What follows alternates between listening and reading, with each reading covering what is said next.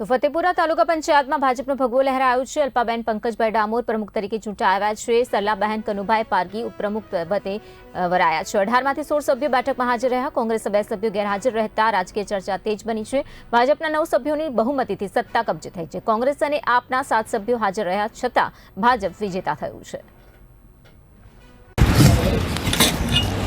આજ રોજ તાલુકા પંચાયત ફતેપુરાની પ્રમુખ અને ઉપપ્રમુખની ચૂંટણી માટેની કાર્યવાહી હાથ ધરવામાં આવેલ હતી। આ કાર્યવાહીમાં તાલુકા પંચાયતના ચૂંટાયેલા 18 સદસ્યો પૈકી 16 સદસ્યો હાજર રહેલ હતા, 2 સદસ્યો ગેરહાજર રહેલ હતા।